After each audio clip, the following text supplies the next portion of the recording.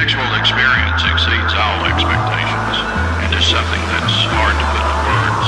All these things that may seem big and impossible are not. It gives people that type of energy, that type of power. Oh, Jesus. Nightmare in Paradise. There was no music. They were put into disaster relief tents. People started to have breakdowns, people started to have panic attacks. No idea what they were doing. It was also a health concern that there were people literally trapped on an island. It was a shit show. Just chaos and anarchy.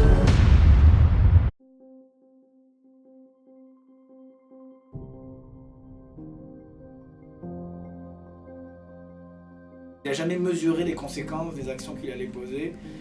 Je pense que c'était l'espèce de perte de contact avec la réalité, puis aussi de ne pas être capable de lire tes chiffres, de ne pas être capable de lire ton plan stratégique. Parce que on s'entend que pour que ça aboutisse à ça, c'est clairement parce que tu n'avais pas un contact avec la réalité. Là. Il y avait plein d'éléments qui étaient assez tangibles et qui permettaient de voir que la crise s'en venait vraiment de manière assez directe. Et à aucun moment il y a une réaction vraiment rationnelle en fait. Hein, si Ils ont eu des warnings, des red flags, mais ils ont décidé de les ignorer. D'abord, il n'y a aucune espèce de considération pour les règles du milieu, mais là c'est comme si on avait un espèce de conséquentialisme trop qui n'est plus du tout raisonnable, parce qu'il ne vise en fait que là on n'est plus du tout dans l'intérêt du plus grand nombre. Quoi. Je pense qu'ils ont essayé, comme on dirait, de rattraper. Puis on le voit à la fin, comme quoi qu'il y envoie des faux chiffres au potentiel commanditaire pour montrer comme quoi que, hey, injectez plus, ayez plus de place, ayez plus de... Là, ça vend genre des parties sur des yachts avec des mannequins qui, je pense, sont même pas au courant, qui sont impliqués. Fait que, à la fin, c'était juste d'essayer de faire de l'argent.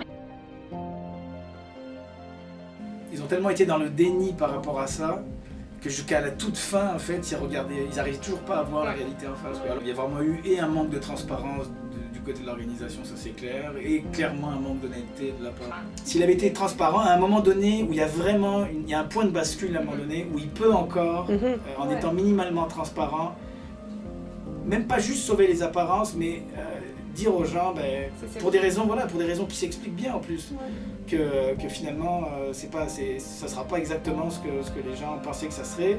Le processus de gestion de crise, il aurait été décisif de revenir sur Terre en coupant parmi les personnes qui étaient invitées sans payer, qui étaient les influenceurs notamment, et en étant beaucoup plus vraiment au clair avec les personnes sur la transparence par rapport à la réalité de ce que ça allait devenir le festival.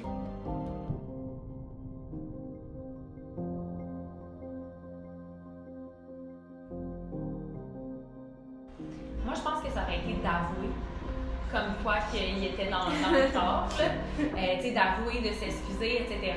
Fait que je pense que ça aurait été peut-être d'aller public, de s'excuser, de rembourser aussi les gens. Rembourser principalement les employés aussi, tout le monde, là, mais les employés qui ont fallu qu'ils mettent des choses sur leur carte de crédit personnel. Je pense que c'est ça. Je pense qu'une de leurs erreurs a été de ne pas tirer la plug assez vite. Parce qu'on s'entend qu'à une semaine de l'événement, tu sais très bien que l'événement n'aura pas lieu. Si ton site a l'air de ça à une semaine de l'événement, c'est sûr qu'il n'y a pas lieu. Il y a comme un gars qui fait leur plan, la logistique, qui se fait comme remercier parce que justement, il leur dit comme quoi qu'ils vont manquer d'argent, que c'est pas réaliste, etc. Je pense que la seule personne qui les a comme un petit peu drivé dans le bon chemin, ils n'ont pas aimé ce qu'ils ont entendu en étant peut-être un peu dans une philosophie petit-fils à papa, riche, que tout est permis. Ils n'ont pas voulu écouter les conseils, que c'était comme... Jusqu'à un certain point, ils savaient exactement que ça ne fonctionnerait pas, où il n'y avait pas de morale en fait, c'est-à-dire qu'il n'existait pas de morale, c'est-à-dire que si ça avait été immoral, c'est qu'on aurait considéré jusqu'à un certain point qu'il n'aurait pas été moral de faire quelque chose, mais là il y avait vraiment une insouciance vraiment presque, je dirais, presque naïve, presque enfantine, enfin vraiment il y a un amateurisme en fait qui transparaît là-dedans. Il n'y a aucune considération à un moment donné pour la question morale en fait. Aucune. C'est-à-dire que même à la fin. Même à la fin, c'est-à-dire qu'on est, enfin même le dernier communiqué de presse qui annonce l'annulation de l'événement, c'est vraiment on nage en plein délire quoi. La première phrase c'est on reporte la faute encore sur des événements qui étaient hors de notre contrôle. C'est quand même avoir voulu en fait que les conséquences reliées à ça, d'avoir pensé qu'elles seraient positives quoi qu'il arrive. Ben là, on est dans une espèce d'utilitarisme complètement débridé, complètement amoral. Il avait des bonnes intentions. Hein. Je veux dire, on ne peut pas lui enlever ça. Et ça suffit pas. Ça suffit pas à prendre conscience en fait à un moment donné c'est ça, de l'aspect clairement immoral de ce qui va se passer, quoi.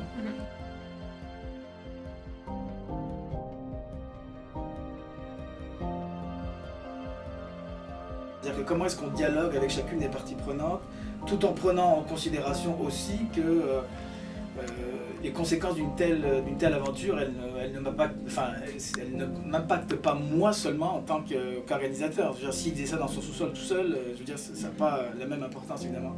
Mais comment on fait par rapport à ça, c'est d'abord on est transparent par rapport aux actions qu'on prend. Il y a aussi, je pense, le fait là encore, ça peut paraître un peu naïf, mais il y a toute l'écoute en fait des parties prenantes qui n'a jamais vraiment été considérée. C'est-à-dire qu'on était vraiment dans une si vous voulez, une relation professionnelle basée sur l'ancien modèle un peu clérical, où, vous savez, où le sorcier ou le gourou qui a la main mise sur ses disciples, parce que on était vraiment dans cette forme de relation-là, qui n'était pas du tout une relation de coopération, qui est le modèle vers lequel on veut tendre le plus, surtout avec les parties prenantes. On était vraiment sur une relation unidirectionnelle, où l'expert, l'entrepreneur en fait, sait mieux que les autres, et donc va devenir à chaque fois celui qui aura le dernier mot. Il y a beaucoup, à mon avis, aussi une méconnaissance des parties prenantes sur la fiabilité en fait, de l'expertise de Billy. C'est-à-dire qu'il y a chaque intervenant, de faire leur devoir, parce qu'on s'entend qu'il y a quand même pas mal de fournisseurs qui étaient impliqués dans ce festival-là. Puis ça m'a un peu surpris de voir à quel point on dirait qu'il n'y avait pas tant creusé ou qu'il s'était fait un peu jeter de la poudre aux yeux. Comme quoi, oh my god, il y a ça qui va arriver. Mais nous, quand on se fait approcher pour une marque, pour un festival, on va faire comme parfait, génial, c'est quoi ton budget, qu'est-ce que tu vas faire, c'est quoi tes livrables, quand est-ce que tu reçois ça, parfait, envoie-moi ta biographie, envoie-moi.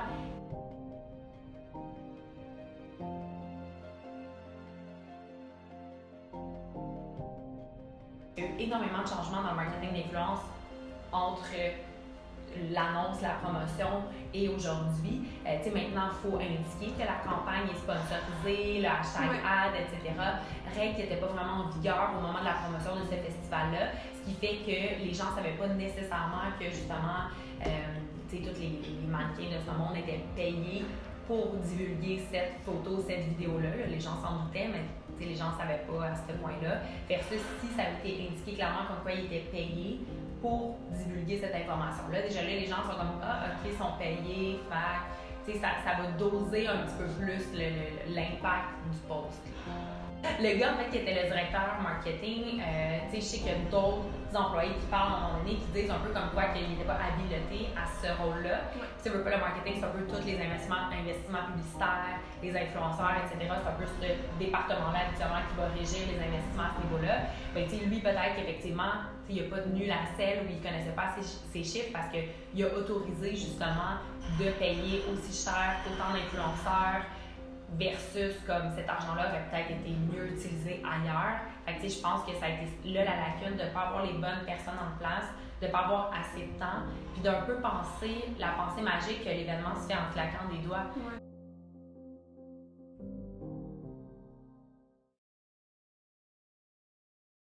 The actual experience exceeds all expectations and is something that's hard to put into words.